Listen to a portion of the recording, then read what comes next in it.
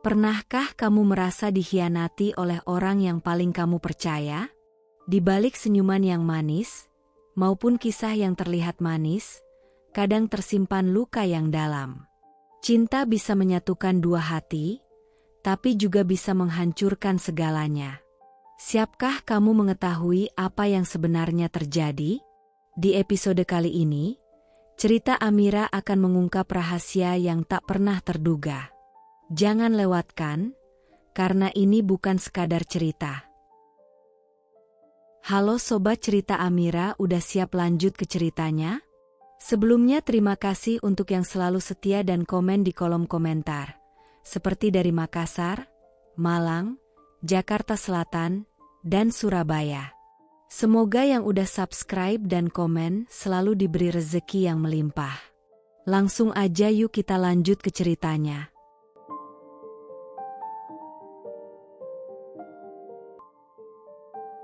Aku ditalak suamiku saat sedang live streaming berjualan hijab.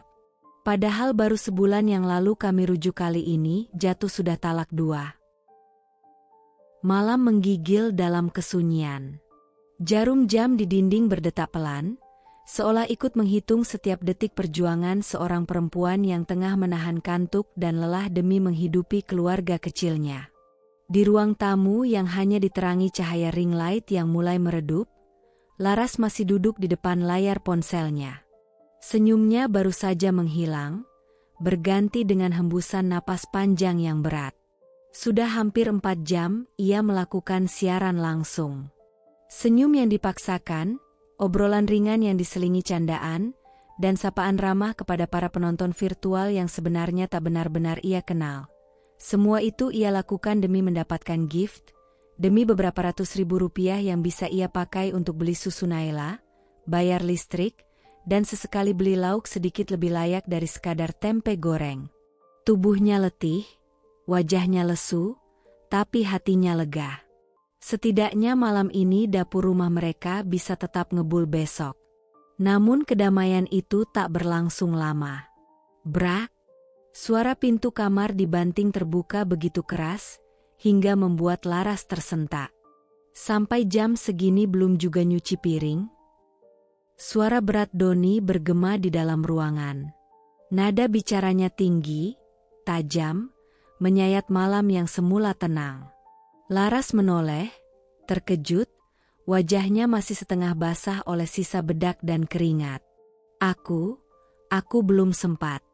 Live-nya baru aja selesai, Mas. Jawabnya pelan, nyaris berbisik, seperti takut suara kecilnya justru memicu amarah yang lebih besar. Tapi Doni malah melangkah cepat ke arahnya. Mata memancarkan amarah yang tak bisa ia sembunyikan. Live. Kerja macam apa itu? Hah? Nongol di kamera, senyum-senyum gak jelas depan orang gak dikenal. Kamu pikir itu kerja yang layak? Laras? Laras mematung. Dadanya sesak. Ia tahu ini bukan kali pertama Doni merendahkannya, tapi setiap kalimat pedas itu selalu terasa seperti tamparan baru. Mas, aku cuma berusaha bantu. Aku nggak bisa nganggur sementara kita butuh uang. Semua tagihan nunggak. Susu Naila habis. Aku cuma... Jangan sok suci deh. Itu bukan bantu, itu nyari perhatian murahan. Emangnya kamu pikir aku bangga punya istri yang kerjanya pamer muka dan sok manja depan orang banyak? Gak beda sama. Doni menggertakkan giginya. Perempuan murahan. Seketika, dunia Laras runtuh. Matanya membelalak. Kata-kata itu, perempuan murahan, menghantamnya lebih keras dari segala beban hidup yang pernah ia tanggung. Suasana menjadi beku. Nafas Laras tercekat. Matanya mulai basah, namun ia tetap berusaha berdiri tegak meski lututnya mulai lemas. Kamu gak tahu, Mas? Gak pernah mau tahu, gimana aku tahan ngantuk sambil senyum-senyum palsu selama berjam-jam. Gak pernah tanya gimana rasanya dihina orang di kolom komentar, dianggap enteng, dicurigai, direndahkan. Tapi aku tahan, semua aku tahan. Demi kita. Suaranya naik, gemetar, campuran antara marah dan patah hati. Doni membuang muka, enggan mendengar. Kalau kamu punya harga diri, kamu gak akan ngemis perhatian di aplikasi sampah kayak gitu.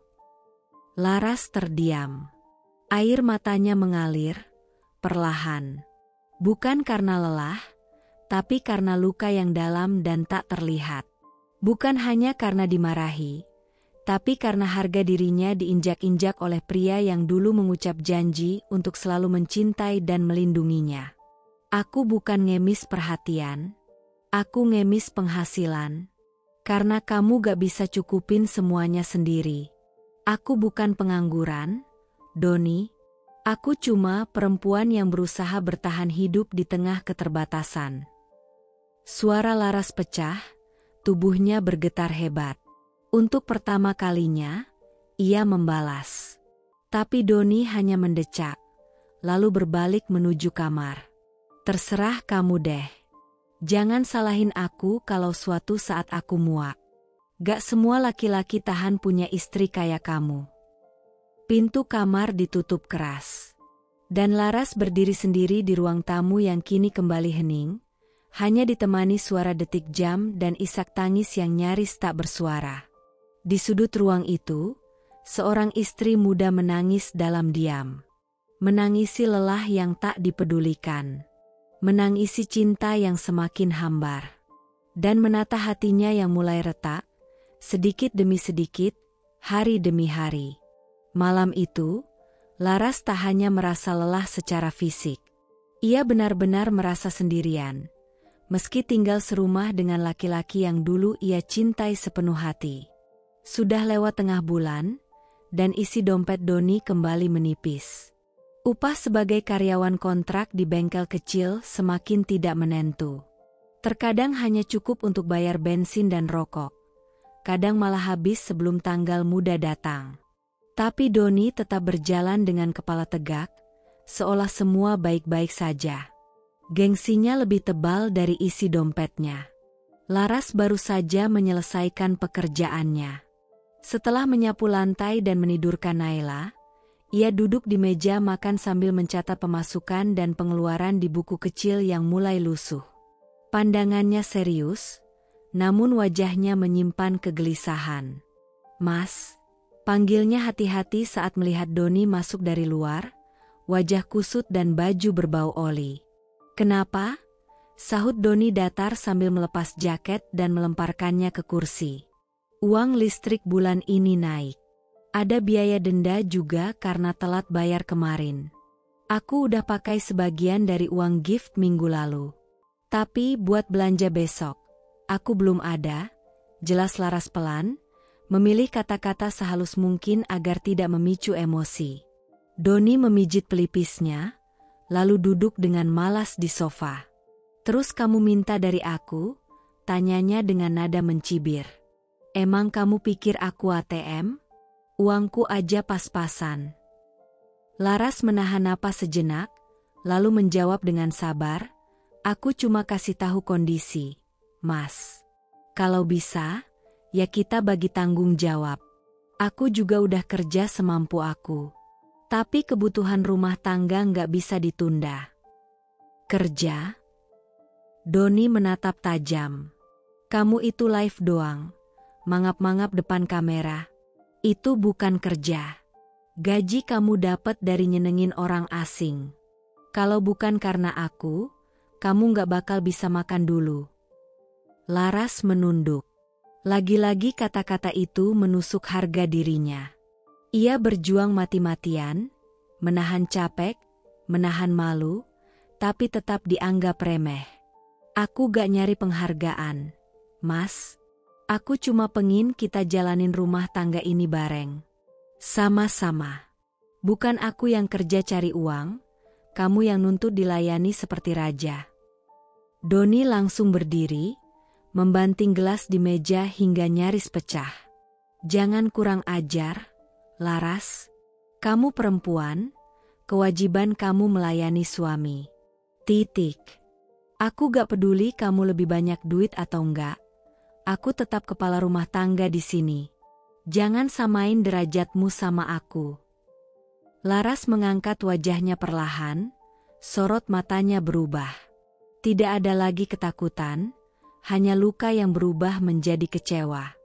Mas, jadi kepala keluarga itu bukan cuma soal derajat, tapi tanggung jawab. Aku gak pernah iri, gak pernah menghina penghasilan kamu yang kecil. Tapi kenapa kamu terus merendahkan aku? Padahal akulah yang selama ini menopang rumah ini diam-diam. Doni terdiam, tapi tidak karena merasa bersalah. Ia merasa tersinggung. Lebih tepatnya, harga dirinya terluka karena perempuan yang seharusnya, di bawahnya, kini menjadi lebih berdaya secara ekonomi. Beberapa detik hening. Lalu dengan nada dingin, Doni berkata, "Kalau kamu merasa lebih hebat, ya udah, urus semua sendiri. Uang belanja, listrik, makanan, semua. Aku gak mau diremehin di rumah sendiri." "Lalu Mas mau apa?" Laras menatap lurus. Duduk di sofa, merokok, minta uang, dan tetap dilayani seperti raja.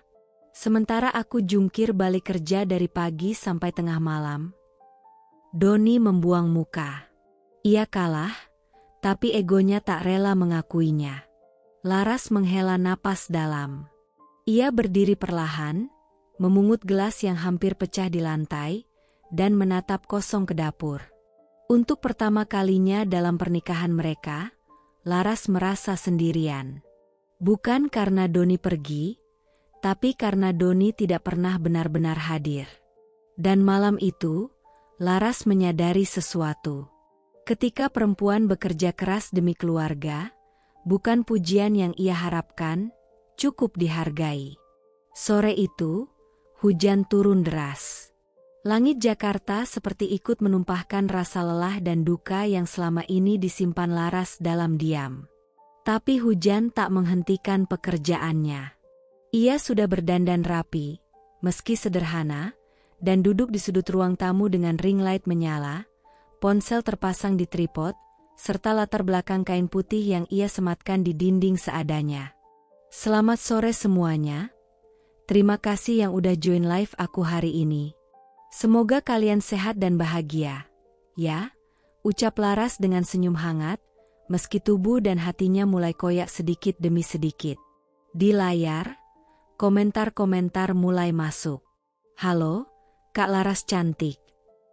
Live terus ya ah. Semangat cari cuan. Kak, Naila mana?" Tapi baru 10 menit berjalan, suara pintu kamar terdengar terbuka. Laras menegang. Dalam hati ia berdoa, semoga Doni tidak membuat keributan. Tapi seperti biasa, harapannya terlalu muluk. "Heh, live lagi? Emang kamu gak capek? Ya, cari perhatian kayak gitu tiap hari?" Suara Doni lantang, terdengar jelas hingga ke mikrofon ponsel. Laras membeku. Tangannya gemetar, senyumnya memudar sesaat tapi ia buru-buru mengembalikannya. Mencoba tetap profesional. "Maaf ya teman-teman, suami aku barusan pulang," ucapnya gugup sambil menyembunyikan panik. Tapi Doni tidak berhenti. Ia justru semakin keras. "Udah live tapi rumah kayak kapal pecah. Anak sendiri gak diurus. Cuma sibuk mangap-mangap depan kamera. Gak malu? Hah?" Komentar netizen mulai ramai. "Suaminya galak banget ya. Kok kasihan banget Kak Laras digituin? Kak, kamu gak apa-apa?" Wajah menangis. Wajah Laras memucat. Ia masih berusaha tertawa kecil sambil menjawab komentar. Namanya juga rumah tangga, biasa ada riak-riak kecil." Namun Doni berjalan ke arah kamera, lalu bersandar ke tembok dengan gaya penuh ejekan. Kalian yang nonton ini, pada tahu gak? Dia tuh cuma nyari duit biar bisa nyuruh-nyuruh suami. Katanya istri modern. Hah, gak tahu diri aja. Laras tak bisa lagi menahan air mata. Ia buru-buru menunduk, mengarahkan kamera ke sisi lain, dan berkata cepat, "Maaf ya semuanya, live-nya aku akhiri dulu." Klik. Live dimatikan. Ruangan mendadak hening. Tapi keheningan itu tak menenangkan. Justru terasa seperti tekanan berat yang menggantung di udara. "Kamu puas?" "Hah? Malu aku dilihat orang-orang kayak gitu," teriak Doni dengan nada menuduh, padahal jelas-jelas dialah yang membuat keributan. Laras berdiri perlahan, menatap suaminya dengan mata merah yang penuh luka. "Malu? Kamu bilang malu dilihat orang?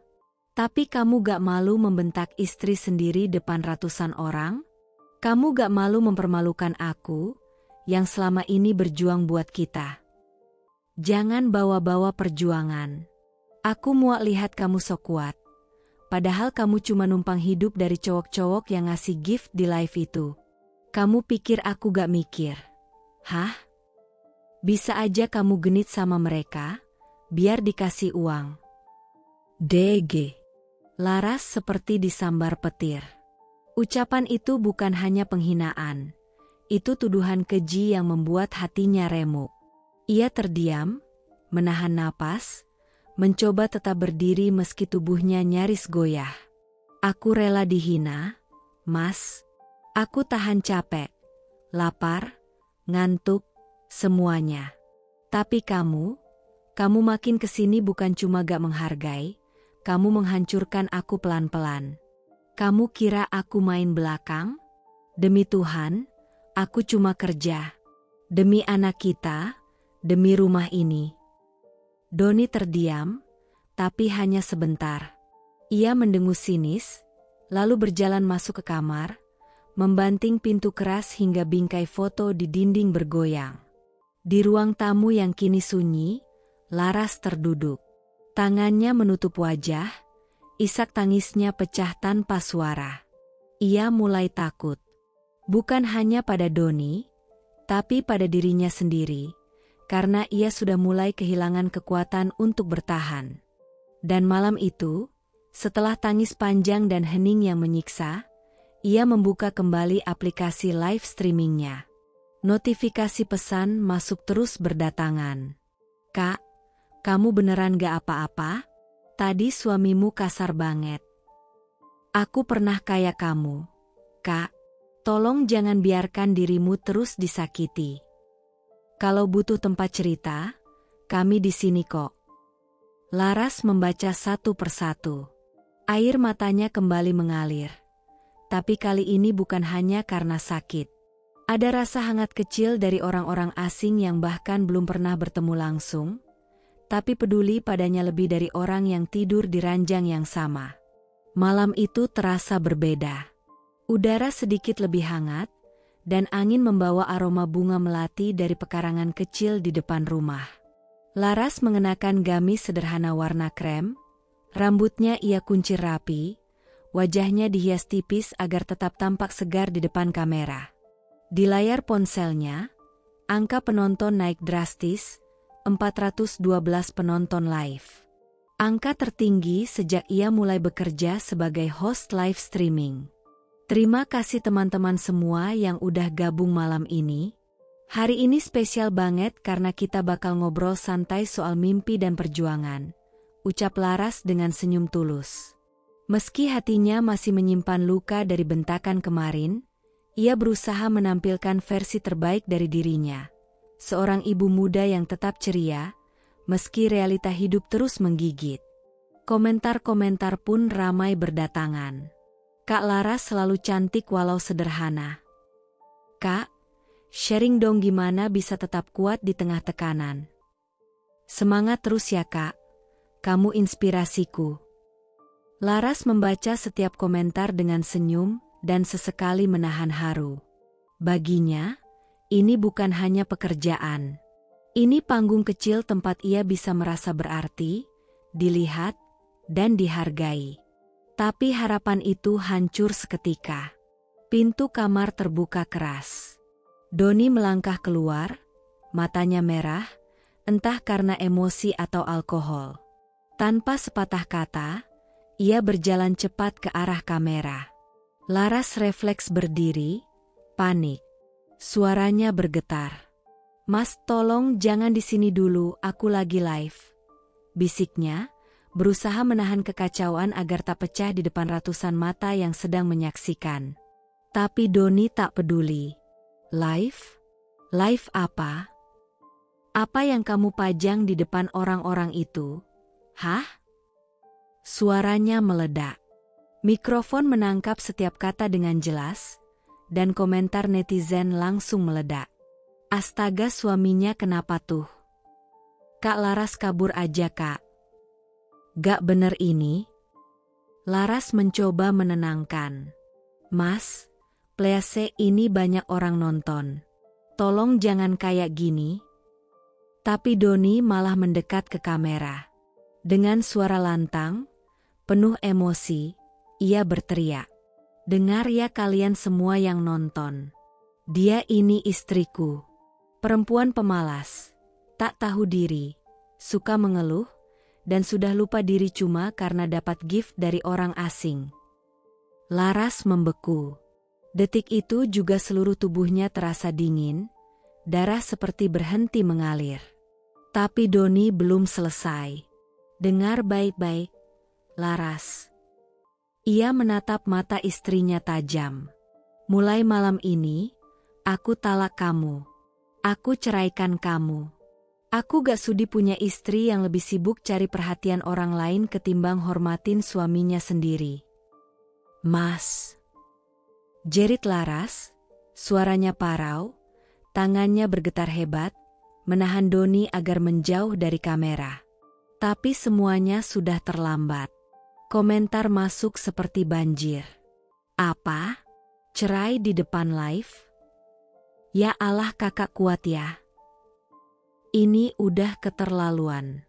Laporkan saja." Tapi Laras tak melihat satupun. Matanya basah. Hatinya remuk. Dunia seakan runtuh tepat di atas kepalanya, dan disaksikan oleh 400 lebih orang. Live itu mendadak viral. Dalam hitungan jam, potongan video tersebar ke berbagai platform. Wajah Laras yang penuh syok, suara Doni yang beringas, dan kalimat, "Aku talak kamu," menjadi potongan tragedi yang disaksikan publik. Namun di balik sorotan kamera dan badai komentar, ada seorang perempuan yang terduduk di sudut kamar, memeluk lutut, menggigil tak bersuara. Ia bukan hanya ditinggalkan, ia dipermalukan, dihancurkan, dilucuti martabatnya di hadapan dunia. Di sampingnya, Naila yang masih terbangun karena keributan itu, menyentuh pipi ibunya. "Bunda, kok Bunda nangis?" Laras memeluk anak itu erat, seolah dunia akan merebutnya juga. Dan dalam pelukan itu, ia berjanji dalam hati, "Aku boleh dihina, ditolak, dibuang. Tapi aku akan bangkit.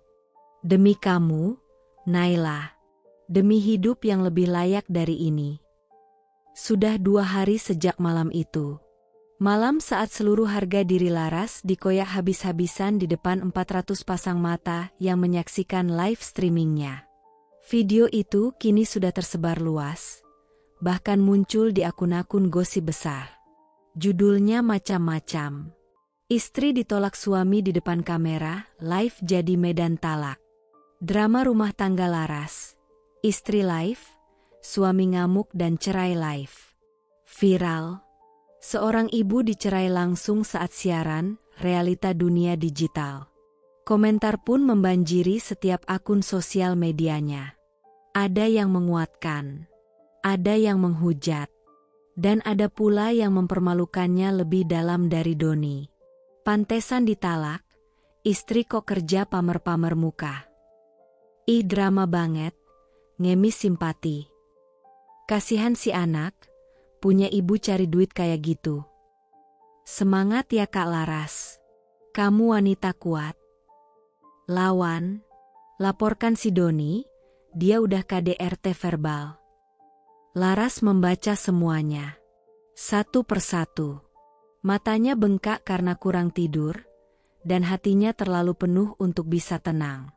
Ia ingin berterima kasih pada orang-orang yang mendukung, tapi jari-jarinya tak sanggup menulis balasan. Ia ingin membalas yang menghina, tapi pikirannya sudah terlalu letih untuk membela diri. Hari itu, ia kembali duduk di depan kamera. Bukan untuk curhat, bukan untuk drama, tapi untuk bekerja. Karena hidup harus jalan, karena Naila harus makan, karena sewa rumah tak bisa dibayar dengan air mata. Selamat datang semua yang baru join. Makasih ya, ucapnya dengan suara lemah yang dipaksakan ceria. Rona wajahnya pucat, bibirnya kering. Ia belum makan sejak pagi, bukan karena tak ada makanan, tapi karena perutnya terlalu sesak dengan rasa malu dan cemas. Jam sudah menunjukkan pukul 21.46 malam. Target penjualan hari itu belum tercapai. Gift yang masuk pun tak seperti biasa. Sebagian penonton hanya datang karena penasaran, ingin melihat si wanita yang ditalak di depan live. Kalung ini diskon 40% ya, bisa jadi hadiah buat ibu, pacar, istri, katanya pelan sambil menunjukkan barang ke kamera. Tapi tangannya gemetar. Nafasnya pendek. Pandangannya kabur. Kak Laras kok kelihatan lemes ya? Kak istirahat dulu dong, jangan maksa. Kamu harus kuat, demi Naila. Komentar-komentar mulai mencemaskan kondisinya. Tapi Laras tetap bertahan. Ia menunduk sebentar, mengambil napas, lalu tersenyum lagi walau pahit. Gak apa-apa kok, aku masih kuat, kita lanjut ya. Tapi detik berikutnya, Laras tiba-tiba jatuh ke samping. Kepalanya membentur ujung meja. Kamera masih menyala. Ponsel terus merekam. Dan live tetap berjalan. Ratusan orang menyaksikan saat seorang perempuan yang terlalu kuat untuk mengeluh, akhirnya tumbang. Kak Laras. Bunda Laras pingsan. Matikan live-nya. Tolongin dia. Komentar membanjiri layar, tapi tak ada tangan yang bisa menjangkaunya secara nyata. Hanya Naila yang muncul dari kamar, terkejut melihat ibunya tergeletak di lantai. Bocah kecil itu memanggil-manggil nama ibunya, menepuk pipinya, mengguncang tubuhnya sambil menangis. Bunda, Bunda bangun. Naila takut. Bunda kenapa? Tangisan anak itu terekam jelas, dan video kejadian itu kembali viral. Kali ini, netizen melihat sisi lain, bukan sosok wanita yang ditolak suami, tapi seorang ibu tunggal yang jatuh karena memaksa diri tetap berdiri, demi hidup yang bahkan tak memberinya ruang untuk sekadar bernapas. Beberapa jam kemudian, Laras sadar di rumah sakit. Infus tertancap di tangannya, dan tubuhnya lemah. Seorang perawat berdiri di sampingnya, memegang tangannya dengan lembut. Bu Laras, istirahat dulu ya. Tekanan darah ibu sempat drop, dan ibu positif MAK kronis. Ibu pingsan karena kelelahan dan tidak makan dalam waktu lama. Laras menatap langit-langit. Air matanya kembali jatuh. Bukan karena sakit, tapi karena ia sadar. Bahkan tubuhnya pun mulai menyerah. Namun dari ujung ruangan, Naila berlari kecil sambil membawa bonekanya. Ia memeluk ibunya erat. Bunda, jangan kerja dulu ya. Naila gak mau bunda pingsan lagi. Dan saat itu, Laras tahu, ia tidak bisa terus seperti ini. Ia harus bangkit, bukan sekadar untuk bertahan hidup, tapi untuk hidup yang layak, bermartabat, dan bebas dari luka yang terus menindih. Laras belum sepenuhnya pulih saat sebuah pesan WhatsApp masuk ke ponselnya pagi itu. Baru saja ia menyesap air putih, mencoba menenangkan tubuhnya yang masih lemas usai pingsan beberapa hari lalu, kini dadanya kembali sesak. Kamu sebaiknya angkat kaki dari rumah itu, Laras. Kontrakan itu atas nama Doni. Gak usah sok minta hak, kamu gak becus jadi istri. Mertua, Ibu Doni. Laras menatap layar ponsel dengan mata berair, tangan gemetar. Perutnya terasa kosong bukan karena lapar, melainkan karena ditampar oleh kenyataan yang begitu pahit, bahwa luka tak hanya datang dari pasangan, tapi juga dari keluarga yang seharusnya menjadi tempat berlindung. 2 jam kemudian, 2 orang dari keluarga Doni datang. Kakak iparnya dan pamannya. Tanpa senyum, tanpa salam. Mereka datang membawa keputusan sepihak, putusan yang menjatuhkan martabat Laras seperti kain lep tak berguna. Laras, kami kasih waktu 2 hari. Kamu harus keluar dari kontrakan ini. Mau kemana terserah. Ini rumah anak saya. Kamu bukan siapa-siapa lagi, ucap kakak ipar Doni, dingin seperti batu. Tak ada sedikit pun belas kasihan di wajahnya.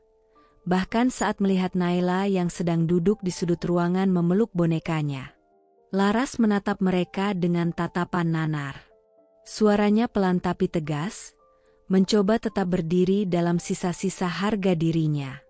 Selama 2 tahun ini, saya yang bayar listrik, air, bahkan uang sewa. Semua bukti transfer ada.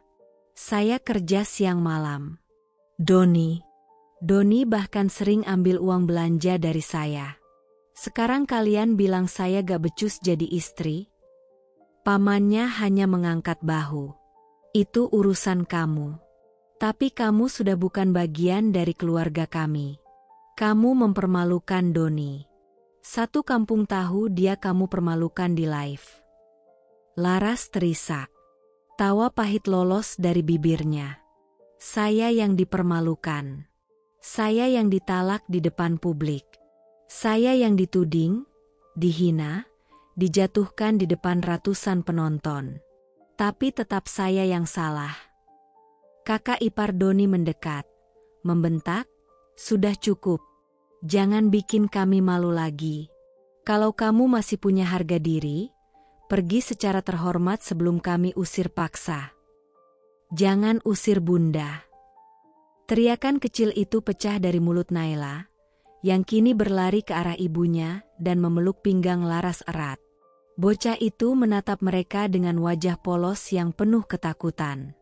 Bunda capek kerja buat Naila, jangan usir Bunda. Tapi tak ada hati yang luluh. Keluarga Doni tetap berdiri tegak seperti tembok tanpa nurani. Hujan turun deras sore itu. Langit seperti ikut menangis bersama Laras. Ia berdiri di depan rumah kontrakan dengan koper lusuh dan kardus yang berisi pakaian dan barang seadanya. Sebagian bajunya bahkan masih basah karena tak sempat dikeringkan. Naila ada di sampingnya, memegang boneka yang nyaris robek, dan kantong kecil berisi cemilan yang diberikan tetangga. Laras menoleh sekali lagi ke rumah itu. Tempat ia tertawa, menangis, bekerja siang malam. Tempat di mana dirinya dihancurkan, perlahan tapi pasti. Tanpa tujuan pasti, ia mulai melangkah. Setiap langkah terasa seperti ditusuk ribuan jarum. Setiap tetes hujan yang membasahi wajahnya terasa seperti tamparan keras dari kenyataan hidup. Ia kini benar-benar sendirian. Tak punya rumah. Tak punya suami. Tak punya dukungan dari siapapun kecuali dari bocah kecil yang terus menggenggam tangannya erat-erat. Naila menoleh ke atas, menatap ibunya. Bunda, kita mau kemana? Laras menunduk, memaksa senyum meski air mata mengalir tak henti. Kita cari tempat yang mau terima kita. Nak, tempat di mana gak ada yang usir Bunda lagi.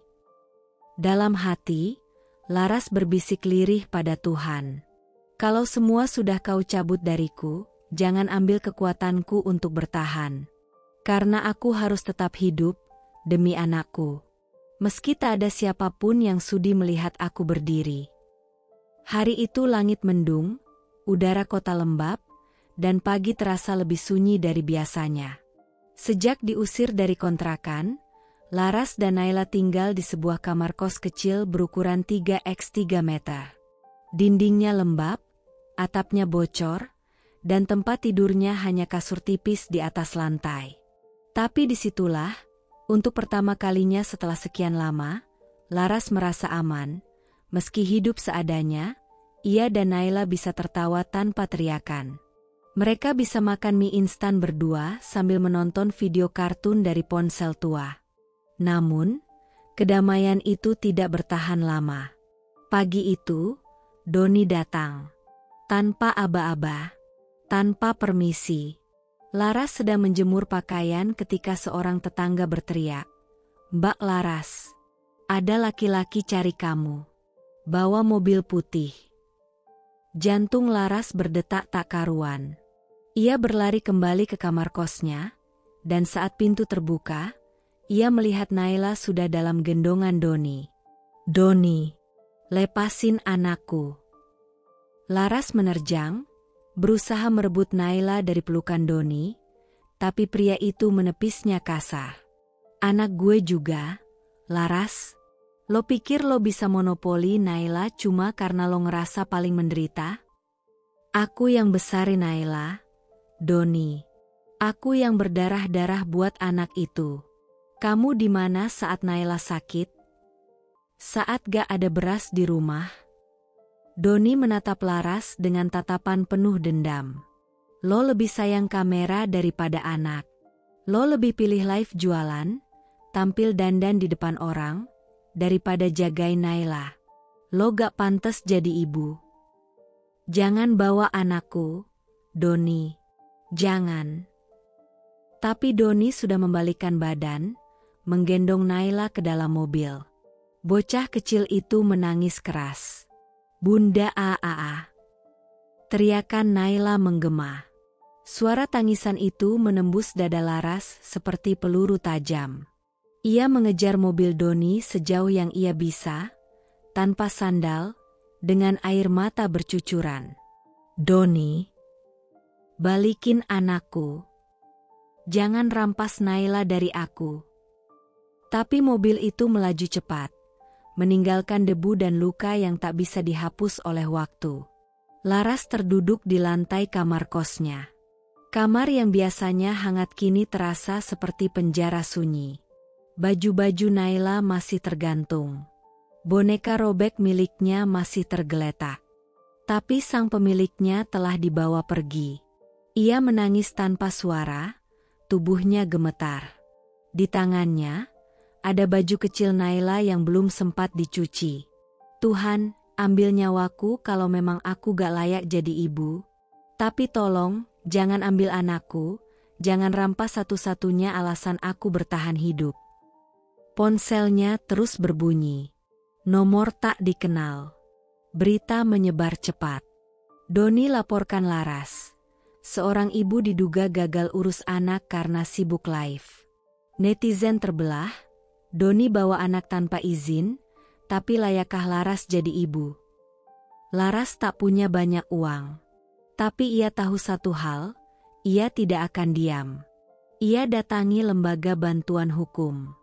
Ia jual perhiasan terakhir yang dimilikinya, cincin warisan almarhum ibunya, untuk membayar advokat. Sidang demi sidang dijalani.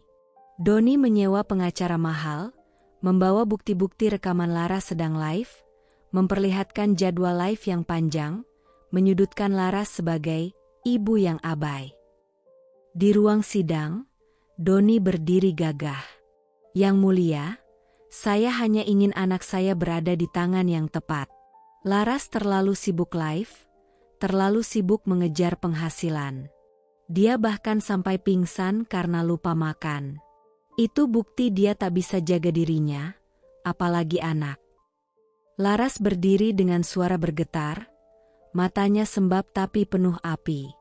"Yang mulia, saya kerja karena saya ibu. Saya kerja bukan untuk pamer. Saya kerja karena ayah dari anak saya tidak pernah memberi cukup bahkan untuk makan. Kalau saya sampai pingsan, itu karena saya memilih bertahan demi Naila." Ruangan hening. Hakim terdiam beberapa detik sebelum melanjutkan. Setelah berbulan-bulan bergulat di pengadilan, bukti, saksi, dan catatan psikolog anak diajukan, kebenaran perlahan muncul. Bahwa Naila lebih dekat pada ibunya. Bahwa Laras bukan perempuan murahan, tapi ibu yang rela kehilangan segalanya demi anak yang ia cintai lebih dari hidupnya sendiri. Namun keputusan belum final. Laras hanya bisa menunggu, dengan hati remuk dan pelukan kosong, sambil terus memperjuangkan haknya. Dan setiap malam, sebelum tidur, ia duduk di samping boneka Naila, menyanyikan lagu Nina Bobo, meski tak ada anak di pangkuannya. Sudah seminggu sejak Laras kembali ke kamar kos kecilnya, sendirian. Tanpa Naila. Tanpa kabar dari pengadilan. Hanya ditemani boneka robek, baju kecil yang belum dicuci, dan dinding-dinding lembab yang kian terasa mencekik.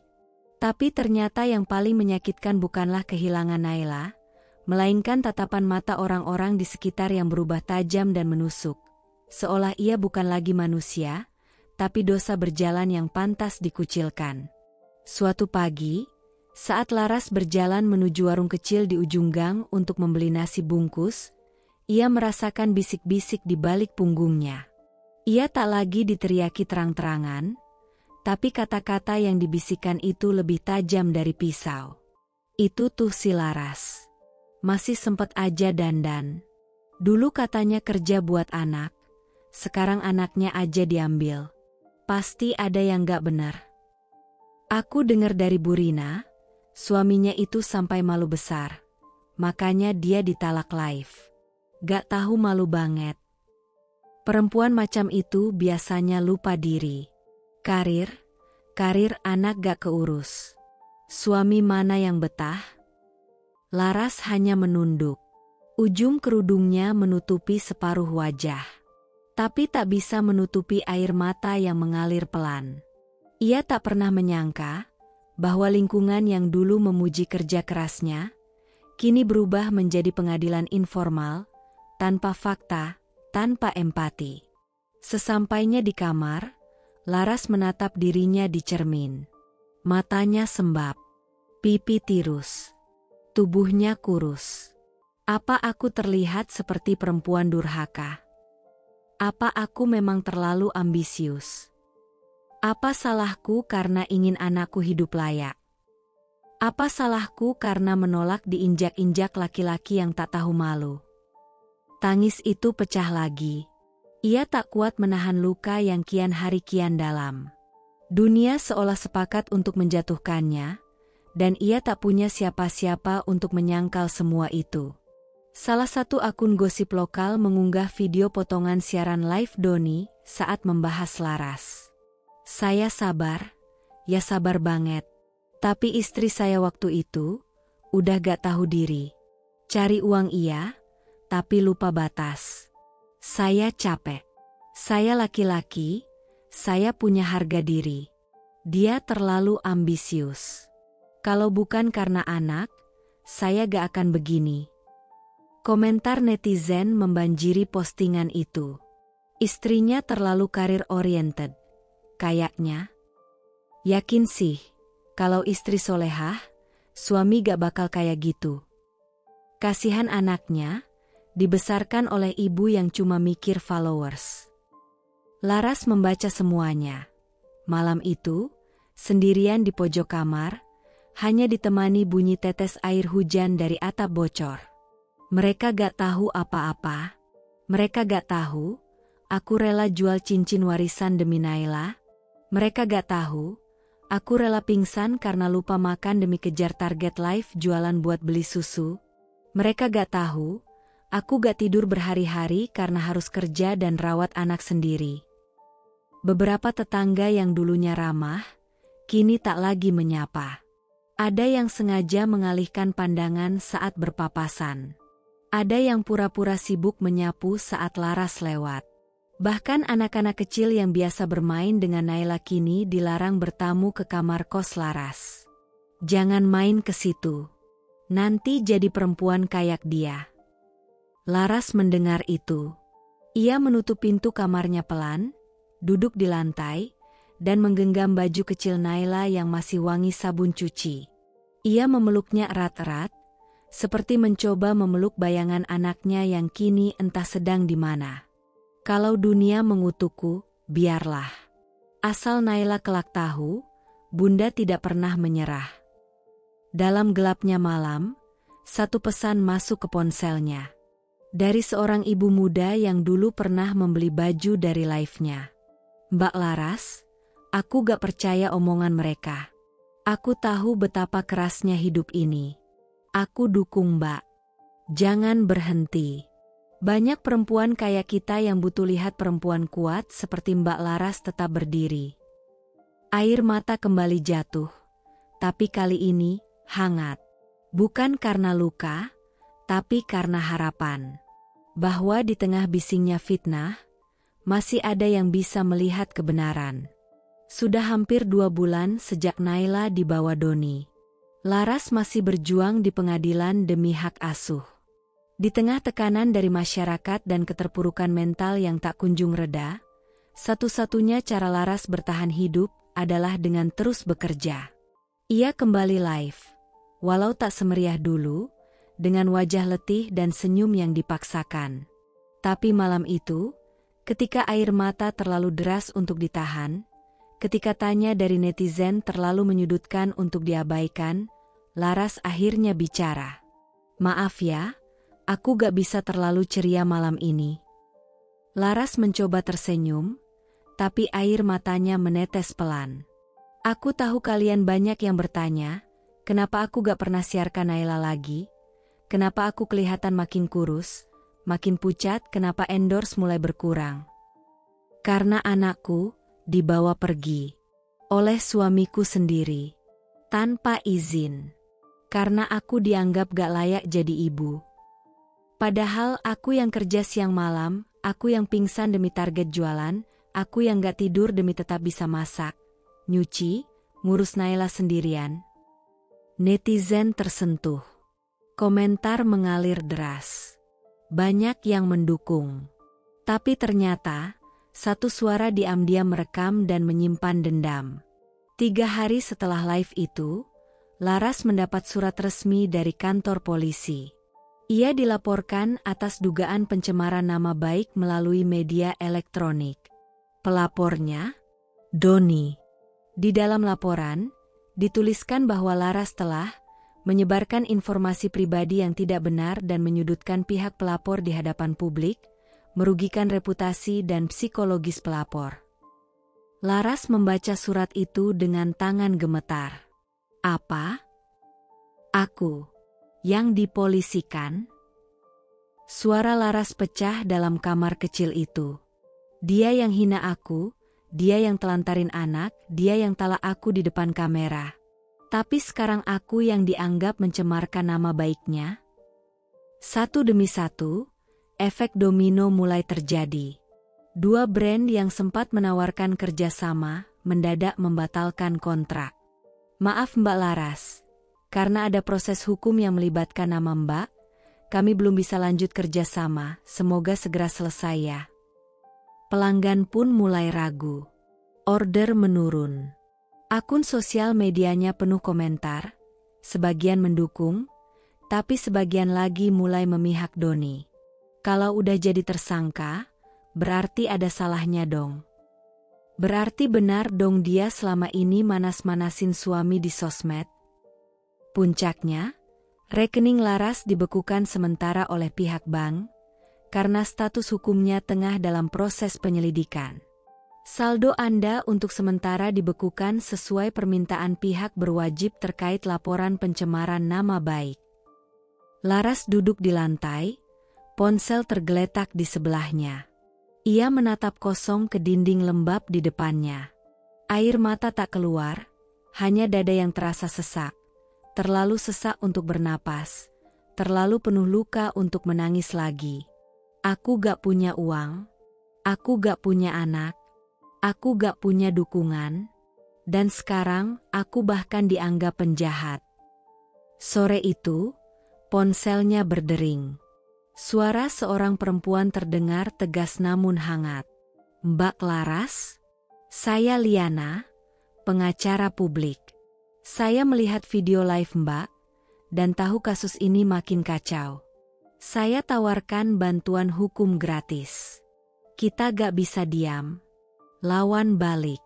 Kebenaran harus berdiri. Untuk pertama kalinya dalam seminggu, Laras mengangguk. Dengan suara nyaris tak terdengar, ia menjawab, "Aku gak tahu apa yang harus kulakukan lagi. Tapi kalau aku menyerah, siapa lagi yang akan perjuangkan Naila?" Meski sendirian, meski tanpa uang, Laras bangkit kembali. Ia mulai mengumpulkan bukti-bukti.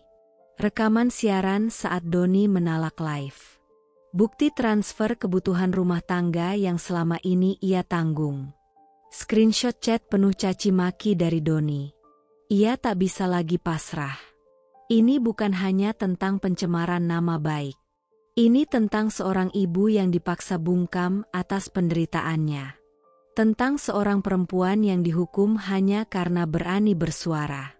Rumah orang tua Laras hanya sebuah bangunan sederhana di pinggiran kampung. Temboknya penuh tambalan cat usang, atapnya berderi kalau hujan datang, dan dapurnya hanya berupa kompor tua dengan wajan hitam arang. Tapi disinilah babak baru hidup Laras dimulai. Ia datang dengan satu koper baju, satu tas berisi catatan pengadilan, dan satu hati yang hampir hancur. Dunia telah mencabik-cabik harga dirinya, tapi entah dari mana, masih tersisa sejumput tekad yang belum mati. Pagi itu, Laras berdiri di depan toko emas tua di pasar. Di tangannya, sebuah benda kecil yang dulu pernah melambangkan harapan, cincin nikah. Ia menatap cincin itu lama, sebelum meletakkannya di atas etalase kaca.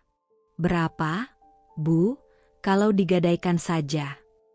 Penjaga toko melihat cincin itu sekilas, menimbang, lalu menggeleng pelan. "Sayang, Bu, ini cuma emas muda. Gak nyampe 200.000. Laras menarik napas panjang. "Gak apa-apa, asal cukup buat beli kuota dan tripod kecil."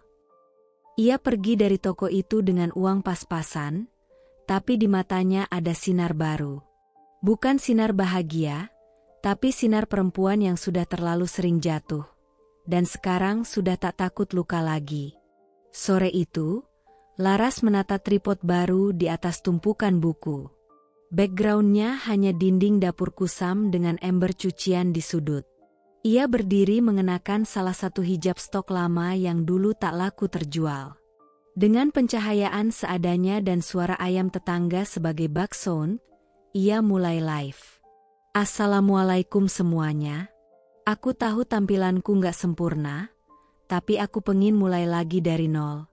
Aku cuma ibu biasa yang sedang bangkit, dan ini beberapa hijab sisa yang masih aku jual.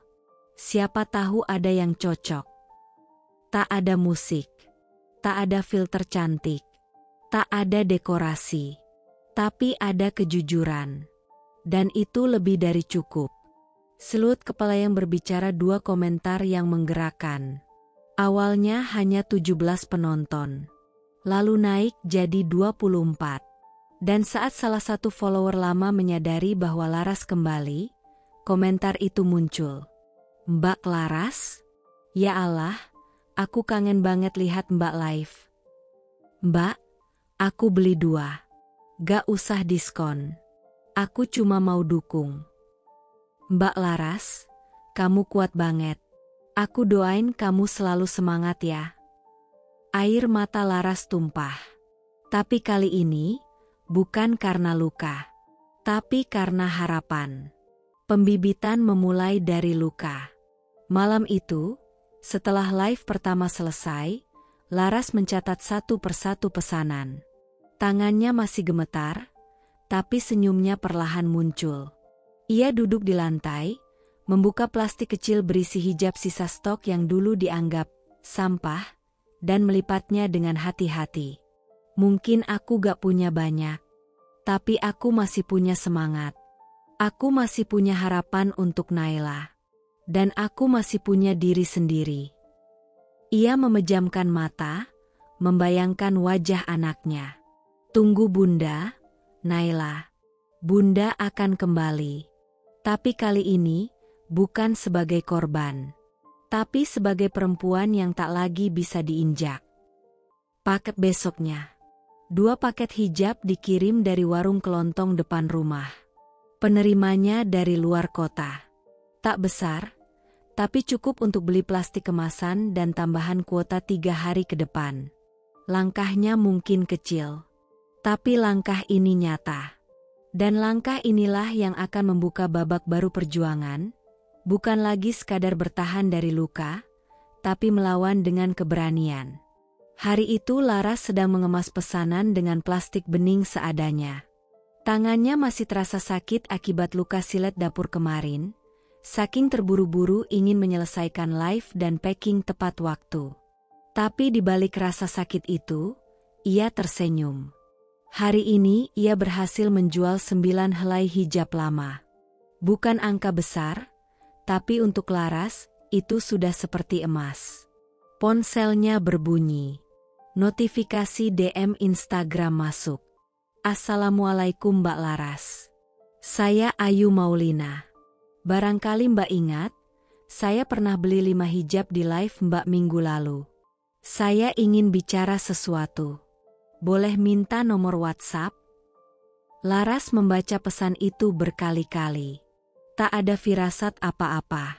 Ia hanya menjawab dengan sopan dan memberi nomor, seperti biasa. Tak lama kemudian, sebuah pesan WhatsApp masuk, suara pesan suara. Headphone suara yang membawa berita baik. Assalamualaikum WRWB Mbak Laras. Perkenalkan saya Ayu, pemilik brand hijab syari Az-Zahra Veil. Saya sudah lama memantau Mbak. Jujur saja, saya menangis waktu nonton live Mbak yang cerita soal anak dan perjuangan Mbak bangkit sendirian. Saya lihat perempuan tangguh yang layak diberi panggung lebih besar. Saya ingin tawarkan kerjasama. Bukan sekadar endorse, tapi jadi brand ambassador, sekaligus reseller utama. Saya yakin, orang sekuat Mbak bisa jadi inspirasi banyak perempuan di luar sana. Laras mematung. Napasnya tercekat. Ia memutar pesan itu 3 kali. Tangannya gemetar. Matanya langsung basah. Ya Allah, ini nyata? Aku gak mimpi, kan? Penerima telepon yang mengubah hidup. Bu Ayu menelepon langsung malam itu. Suaranya lembut, tenang, seperti seorang ibu yang mengulurkan tangan pada anak yang tersesat. Saya juga pernah di posisi Mbak Laras. Suami saya dulu ninggalin saya waktu saya lagi hamil 3 bulan. Saya tahu rasanya dihina orang, diremehkan, bahkan difitnah. Tapi saya bangkit, dan saya yakin Mbak juga bisa. Dan saya ingin bantu. Laras tidak bisa membalas apa-apa selain isakan. Bu, saya bahkan gak punya modal. Bu, saya cuma punya niat. Niat itulah modal terbesar, Laras. Jabat tangan pertemuan di kopi kampung. 3 hari kemudian, mereka bertemu di sebuah kedai kecil. Bu Ayu datang mengenakan gamis biru muda, wajahnya teduh, karismanya luar biasa. Ia tidak datang seperti pebisnis besar. Ia datang seperti sesama perempuan yang pernah hancur, lalu bangkit. Di meja kayu yang sederhana itu, Bu Ayu meletakkan proposal kerjasama. Saya akan supply stok hijab secara konsinyasi.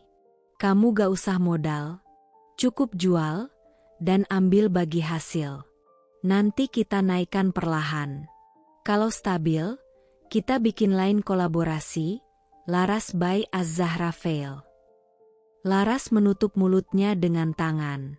Ia menahan tangis, tapi gagal. Saya gak tahu harus bilang apa. Bu, selama ini gak ada yang percaya sama saya, semua menganggap saya aib. Bu Ayu mengelus punggung tangan Laras. Tapi saya percaya. Karena saya tahu, perempuan seperti kita tidak dilahirkan untuk dikasihani. Kita dilahirkan untuk membuktikan bahwa luka bisa jadi kekuatan. Beberapa minggu kemudian, akun sosial media Laras mulai berubah. Ada banner baru, foto baru, logo baru, kilauan, Laras by Az-Zahra Veil, Modesty, Dignity, Resilience, kilauan. Followernya naik perlahan, bukan karena drama, tapi karena kisah nyata yang menginspirasi. Pesanan mulai stabil. Bahkan ia bisa menyewa satu ruangan kecil untuk jadi studio mini. Dan malam itu, setelah live pertamanya sebagai brand ambassador, Laras menangis diam-diam di pojok ruangan. Terima kasih, ya Allah, akhirnya ada satu orang yang percaya dan dari satu, semuanya mulai berubah. Malam itu, udara di rumah Doni terasa mencekam, seperti pertanda buruk yang akan datang. Rafa, anak kecil yang selama ini selalu ceria, tiba-tiba menggeliat lemah di kamar. Matanya sayu, bibirnya kering dan pucat. Di dapur, Doni dengan terburu-buru menyuapkan makanan sisa yang sudah kadaluarsa ke dalam sendok. Ia tak peduli lagi dengan kebersihan dan kualitas makanan, semuanya dianggap remeh. Makan, nak. Ini aja, cepat, perintah Doni kasar, tanpa senyum. Rafa menangis pelan, menolak. Tapi Doni memaksa. Jangan manja. Aku kerja susah-susah, kamu juga harus makan. Ambulans darurat ke rumah sakit. Tak lama kemudian, Rafa muntah hebat dan tubuhnya menggigil. Warga sekitar mulai curiga dan segera mengantar Rafa ke rumah sakit. Dari sana, kabar buruk segera menyebar ke Laras. Dengan hati berdebar, Laras bergegas ke rumah sakit, mengabaikan rasa letih dan kesedihan yang sudah bertumpuk. Namun, setibanya di pintu ruang perawatan, Doni menghalangi langkahnya. Kamu gak berhak masuk sini. Ini urusan aku. Suara Doni meninggi, penuh amarah dan ketakutan. Laras menatap Doni dengan air mata menggenang. Rafa anak kita, Doni, aku harus tahu kondisinya. Sudahlah, jangan banyak ikut campur. Aku yang urus, balas Doni sinis. Rumah sakit kesaksian dokter. Ketegangan makin memuncak saat dokter yang menangani Rafa keluar dari ruang perawatan. Ia memandang Doni dan Laras bergantian. Ibu Laras, saya paham situasi keluarga kalian. Namun secara hukum, ibu adalah wali sah Rafa. Ibu berhak mendapatkan informasi medis dan ikut menentukan perawatan. Pak dokter, Rafa sangat butuh perawatan terbaik. Tolong bantu saya. Pinta Laras, suaranya parau. Doni menggeram kesal, tapi tak bisa berbuat apa-apa. Dokter memberi akses penuh kepada Laras. Wajah menangis air mata keprihatinan. Di sisi ranjang Rafa, Laras menggenggam tangan kecil anaknya yang lemah. Tubuh Rafa yang kecil dan tak berdaya membuat dada Laras sesak. Rafa, nak, Bunda di sini. Bunda sayang kamu, bisiknya, suara bergetar. Air mata Laras jatuh, bukan hanya karena sakitnya Rafa, tapi juga karena rasa sakit hati yang tak tertahankan, melihat anaknya menjadi korban dari perang dingin orang dewasa yang seharusnya melindungi. Timbangan dua petaka yang mulai membuka jalan. Kejadian ini menjadi titik balik dalam perjuangan Laras. Bukan hanya masalah hak asuh yang diperdebatkan di pengadilan, tapi nyawa Rafa yang menjadi taruhan. Bukti kuat mulai terkumpul, bahwa Doni tak hanya abai, tapi juga membahayakan anak mereka. Suasana ruang sidang pagi itu begitu sunyi, penuh ketegangan yang menggantung di udara. Cahaya lampu neon yang dingin memantul di atas meja kayu, menyorot wajah-wajah yang telah dilanda luka dan pergulatan batin selama berbulan-bulan. Laras duduk tegak, meski dadanya terasa sesak. Tangannya yang gemetar meremas tumpukan berkas di depannya, bukti-bukti yang menjadi harapan terakhirnya untuk masa depan Rafa. Di seberangnya, Doni terlihat dingin dan penuh perlawanan, sesekali menyeringai sinis ketika matanya bertemu Laras. Map berkas penyajian bukti-bukti penting. Ketika hakim membuka sidang, Laras berdiri dengan suara bergetar namun tegas. Yang Mulia, saya ingin menyampaikan beberapa bukti penting yang membuktikan kondisi sebenarnya selama ini, ujar Laras menatap hakim, lalu meneruskan sambil mengambil berkas dari meja. Pertama, slip transfer pengeluaran saya yang menunjukkan bahwa saya selama ini menanggung seluruh kebutuhan rumah tangga dan anak kami, Rafa. Saya yang membiayai sekolahnya, makanannya, bahkan perlengkapan sehari-hari. Ini bukti bahwa saya bukan hanya istri yang berjuang, tapi juga ibu yang bertanggung jawab sepenuhnya. Kedua, rekaman video yang memperlihatkan Doni seringkali membentak, menghina, dan merendahkan saya secara verbal, bahkan ketika saya sedang melakukan siaran live. Bukti ini menunjukkan bagaimana sikap kasar dan tidak hormatnya terhadap saya selama ini. Ketiga, video viral talak yang dia lakukan di depan publik, yang bukan hanya mempermalukan saya, tetapi juga menunjukkan bagaimana hubungan kami sudah retak dan dia tidak lagi menganggap saya sebagai istri yang layak dihormati. Matanya mulai berkaca-kaca, tetapi ia berusaha menahan air mata. Saya mohon, Yang Mulia, demi masa depan Rafa dan demi kebaikan semua pihak, tolong putuskan hak asuh jatuh kepada saya. Saya berjanji akan membesarkan Rafa dengan cinta dan perlindungan, jauh dari kekerasan dan kebohongan. Timbangan dua putusan hakim yang berat. Hakim wanita yang bijaksana itu menghela napas panjang, kemudian menatap tajam ke arah Doni dan Laras bergantian. Setelah mempertimbangkan semua bukti yang diajukan, serta demi kepentingan terbaik anak, pengadilan memutuskan bahwa hak asuh penuh Rafa akan diberikan kepada Ibu Laras. Putusnya dengan suara tegas yang menggema di ruang sidang. Doni membeku, wajahnya berubah merah padam, lalu matanya berkaca-kaca, bukan karena bahagia, melainkan kalah dan terpukul. Hakim melanjutkan dengan nada tegas namun penuh perhatian. Selain itu, saya menyarankan agar saudara Doni menjalani konseling psikologis untuk membantu memperbaiki sikap dan mengatasi masalah yang saudara alami. Ini demi kebaikan saudara sendiri dan juga demi masa depan Rafa. Doni hanya bisa terdiam, tak mampu membalas. Matanya menatap lantai dengan penuh penyesalan yang tersimpan dalam-dalam. Laras menunduk, menahan isakan yang membuncah di dada. Selama ini, perjuangannya seolah berada di jurang tanpa dasar. Tapi hari ini cahaya mulai menyinari jalan gelap itu. Terima kasih, Yang Mulia. Suara Laras bergetar pelan, lalu ia menundukkan kepala dalam syukur. Sesaat kemudian, air mata mengalir tanpa bisa ia tahan, membasahi pipi yang sudah lelah. Ini bukan akhir perjuangan, Rafa. Ini awal kehidupan baru kita, bisiknya lirih, sambil menggenggam erat tumpukan berkas yang menyimpan cerita pilu dan harapan. Di luar ruang sidang, Doni berjalan terpincang-pincang, wajahnya penuh luka batin yang tak terucapkan.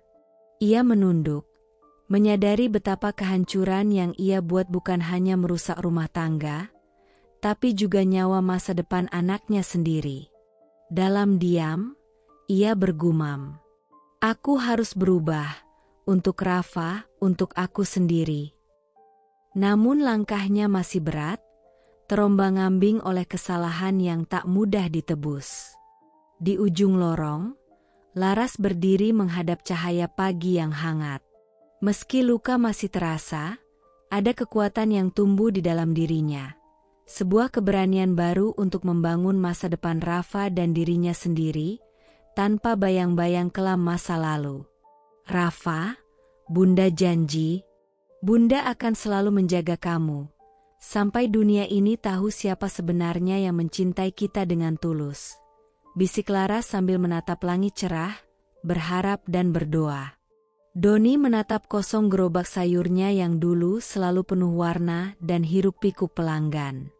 Sekarang, hanya ada sepi yang menyelimuti, sesak, dan dingin menusuk hati. Daun-daun sayur segar yang ia rawat dengan susah payah tampak layu, seperti menggambarkan nasib usahanya yang kian meredup. Suara deru kendaraan dan keramaian jalanan seolah melewati dirinya tanpa arti. Ia duduk di pinggir gerobak, tubuhnya membungkuk. Tangan gemetar menatap layar ponsel yang menampilkan komentar-komentar pedas dan video viral kemarahannya yang lama terulang. Diagram dengan tren turun penurunan pelanggan dan reputasi yang runtuh. Doni, jangan marah-marah terus. Pelanggan takut, jadi lari semua, ucap Pak Hasan, salah satu pelanggan setia yang datang mengingatkan dengan suara berat dan penuh keprihatinan. Doni mengangkat wajahnya, sorot matanya penuh amarah dan kecewa. Mereka bukan pelanggan sebenarnya. Mereka cuma mau cari alasan buat ninggalin aku. Bentaknya kasar, membuat Pak Hasan terdiam.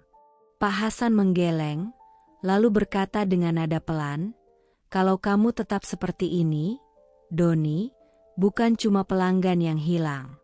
Kau juga bisa kehilangan segalanya." Sepeda motor 2 pengkhianatan terbesar.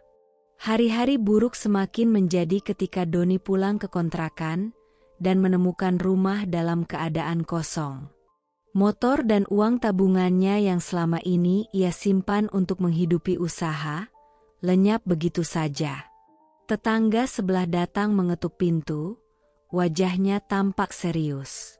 "Pak Doni, tadi pagi Bu Sela bawa motor dan uang itu. Dia pergi tanpa pamit," kata tetangga dengan suara lirih. Doni terpaku, jantungnya serasa dihantam palu. "Apa? Sela? Kenapa dia melakukan ini?" tanyanya gemetar, suara serak dan penuh luka. Wajah cemberut konfrontasi yang membuat luka semakin dalam. Doni mencari Sela dengan langkah gontai menuju rumah kontrakan sebelah. Ketika bertemu, ia tak bisa menahan amarah yang sudah lama menumpuk. "Sela, kembalikan motor dan uangku. Aku kerja keras buat itu semua," teriak Doni dengan suara pecah, penuh frustasi dan keputusasaan. Sela memandangnya dingin, tanpa sedikit pun menampakkan rasa iba. "Kerja keras? Kau malah kasar sama aku, Doni. Aku muak jadi pelarianmu. Kalau mau, cari sendiri," jawab Sela dengan nada menusuk, lalu menutup pintu dengan keras tanpa mempedulikan Doni yang terdiam terpaku. Patah hati, penyerahan dan kehancuran. Kepala Doni menunduk, tubuhnya lunglai. Air mata perlahan jatuh di pipi, namun ia berusaha menyembunyikan rasa sakit itu. "Apa yang sudah kulakukan sampai semua ini hilang begitu saja?" bisiknya lirih, nyaris tak terdengar. Di sudut kontrakan yang gelap dan sempit, Doni duduk meringkuk, suara isak tangisnya pecah dalam keheningan malam. "Aku hancur, tak punya apa-apa lagi," katanya lirih, seperti menyerah pada kenyataan pahit. Api awal kehancuran yang membawa pelajaran. Kisah Doni bukan hanya soal keruntuhan materi, tapi kehancuran jiwa yang harus ia hadapi sendiri. Kesalahan sikap dan pilihan hidupnya kini membawanya pada titik terendah. Sendirian, ditinggalkan, dan harus memulai dari nol tanpa sandaran. Malam itu, udara dingin menusuk tulang saat Doni berdiri di depan pintu rumah Laras. Tangannya gemetar tak henti-henti, bukan karena dingin, melainkan karena gugup dan beban berat penyesalan yang selama ini ia pendam.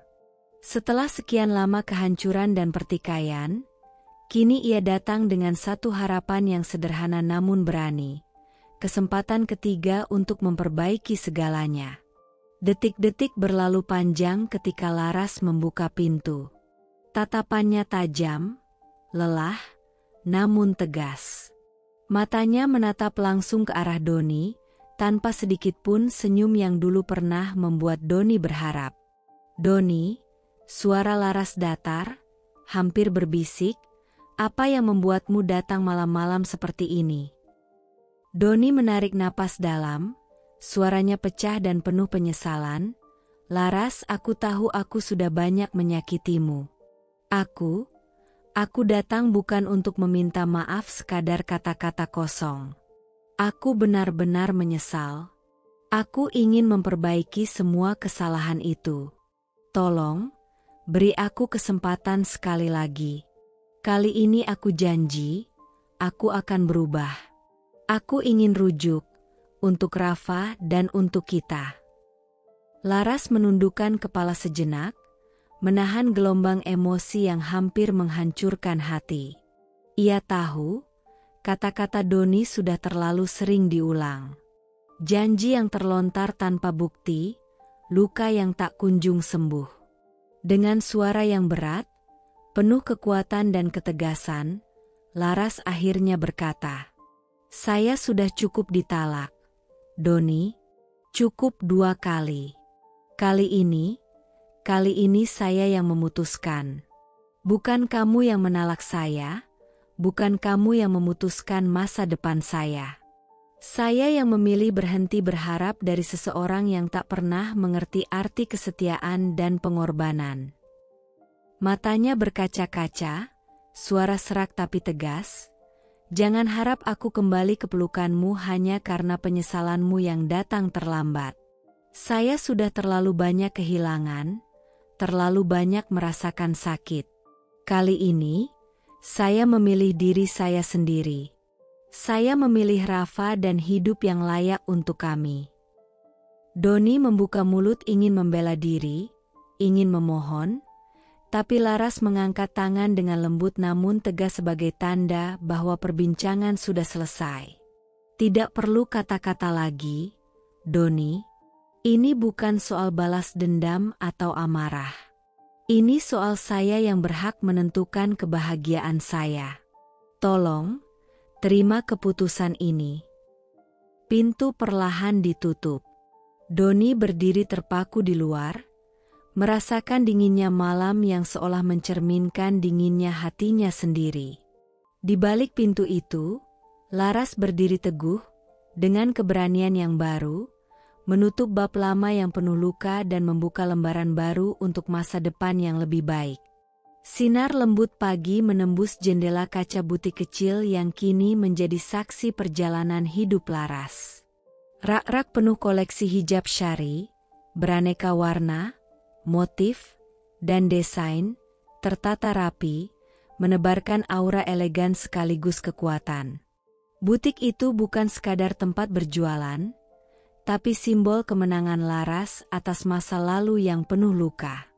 Di dalam ruangan itu, Laras duduk di balik meja kerjanya. Matanya memandang layar laptop dengan tatapan serius, tapi ada ketenangan yang terpancar dari wajahnya. Hari ini, Laras akan menjadi pembicara utama dalam sebuah webinar nasional, mengangkat tema kemandirian finansial perempuan dan kekerasan emosional yang sering tak terlihat namun menyakitkan. Bunga sakura perjalanan panjang yang penuh liku. Tiba-tiba, ponsel Laras bergetar, menampilkan panggilan video dari sahabat lamanya, Dina. "Laras, aku baru dengar kabar kamu sekarang jadi duta brand hijab ternama. Gimana rasanya?" "Aku ikut bangga banget." Suara Dina penuh semangat dan kebanggaan. Laras tersenyum tipis, namun matanya berkilat lembut penuh haru. "Dina, aku gak menyangka bisa sampai sejauh ini. Semua yang kulalui dulu, semua luka, Itu bikin aku jadi kuat. Aku mau perempuan lain juga tahu, kita gak boleh takut berdiri sendiri. Kemandirian bukan cuma soal uang, tapi soal keberanian melawan segala bentuk kekerasan yang kadang tersembunyi, jawab Laras dengan suara penuh keyakinan. Piala butik yang menjadi rumah kedua. Laras berdiri dan berjalan mengelilingi butik. Beberapa pelanggan sudah datang, menyentuh kain, mencoba hijab dengan senyum bahagia. Suasana butik yang hangat dan ramah menggambarkan bagaimana Laras berhasil membangun bukan hanya bisnis, tapi komunitas kecil perempuan yang saling menguatkan. Seorang ibu muda, Sarah, mendekat dengan mata yang basah. Bu Laras, saya terinspirasi dari cerita ibu. Tapi saya takut kalau keluarga gak terima saya jadi mandiri, ucap Sarah dengan suara gemetar. Laras merangkul bahu Sarah dengan penuh kelembutan. Sarah, kamu gak sendiri. Aku juga pernah merasa takut, merasa sendiri. Tapi kamu harus mulai. Jangan biarkan siapapun meredupkan semangat dan harga dirimu. Kita perempuan kuat, dan kita berhak menentukan jalan hidup kita sendiri. Balon ucapan suara untuk perempuan yang terdilim. Dalam webinar yang dihadiri ribuan peserta, Laras berbicara dengan penuh semangat dan keberanian. Saya berdiri di sini bukan sekadar untuk jualan hijab, tapi untuk menyuarakan hak perempuan yang sering terpinggirkan. Kekerasan verbal dan emosional itu nyata, dan ia meninggalkan luka yang tak kalah dalamnya dengan kekerasan fisik. Kita harus berani melawan, berani mandiri, dan berani mengambil keputusan untuk kebaikan diri sendiri dan keluarga. Setiap kata yang keluar dari bibirnya menggema kuat, membuat banyak pendengar menitihkan air mata haru dan penuh semangat. Matahari terbit kemenangan yang sunyi, harapan yang abadi. Di akhir hari, ketika butik mulai sepi dan lampu perlahan dimatikan, Laras duduk di mejanya sambil menatap sebuah foto Rafa kecil yang tersenyum cerah. Hatinya dipenuhi rasa syukur sekaligus tekad yang membara. Nak, ibu tahu perjalanan ini tidak mudah. Tapi ibu ingin kamu tahu, kemenangan ini bukan hanya untuk ibu, tapi untuk kita. Untuk semua perempuan yang pernah terdiam dalam kesedihan, yang pernah merasakan beratnya hidup. Ibu ingin mereka bangkit, seperti ibu. Ini baru awal, nak, perjalanan panjang yang penuh harapan. Laras menutup matanya sejenak, menarik napas dalam, dan tersenyum. Kemenangan yang ia raih memang sunyi, tanpa sorak-sorai, tapi jauh lebih bermakna. Karena ia lahir dari luka, perjuangan, dan cinta yang tulus. Meski Laras telah berdiri tegak dengan segala kemenangan dan kebahagiaan yang mulai diraih, bayang-bayang masa lalu yang kelam masih saja menghantui. Suatu hari, saat butik sedang ramai dikunjungi pelanggan, ponsel Laras bergetar tanpa henti. Pesan masuk dari nomor tak dikenal membuat jantungnya berdegup kencang. Dia membuka pesan itu dengan tangan bergetar. Tulisan dingin dan singkat itu cukup untuk mengguncang hatinya. Kamu kira sudah bisa lari dari aku? Aku masih ada, dan aku tidak akan membiarkan kamu bahagia. Tengkorak ketegangan yang memuncul kembali. Laras terpaku, seolah udara di sekelilingnya mengeras. Wajahnya berubah dari hangat menjadi tegang. Rasa takut yang dulu pernah dia kubur dalam-dalam kini muncul kembali menggerogoti hatinya. Seorang pelanggan yang kebetulan berdiri dekat melihat perubahan ekspresi Laras dan bertanya cemas. Bu Laras, apa semuanya baik-baik saja? Laras mengangguk pelan, mencoba tersenyum walau suaranya gemetar. Ya, terima kasih. Hanya sedikit kelelahan. Namun di balik senyum itu, hatinya berteriak, aku harus siap, masa lalu bisa datang kapan saja. Detektif 2 menghadapi teror yang tak terduga. Malam harinya, Laras duduk termenung di ruang tamunya. Telepon berdering lagi. Suara di ujung sana dingin dan tajam. "Kamu pikir aku akan membiarkanmu bahagia begitu saja? Semua yang kamu raih akan kuambil kembali." Laras menggenggam telepon dengan erat. Suaranya melemah namun penuh tekad. "Aku tidak akan membiarkanmu. Aku sudah bertarung untuk hidupku dan anakku. Kalau kamu berani mengganggu kami lagi, aku akan lawan sampai titik darah penghabisan." Api perjuangan baru yang dimulai. Laras sadar, perjuangannya belum usai. Namun kini dia bukan lagi perempuan yang rapuh dan takut. Ia punya kekuatan, dukungan, dan komunitas yang akan selalu berada di sisinya. Dengan napas panjang, ia menatap foto Rafa yang sedang tertidur pulas, dan berbisik, "Kita akan hadapi semuanya, Nak, bersama-sama."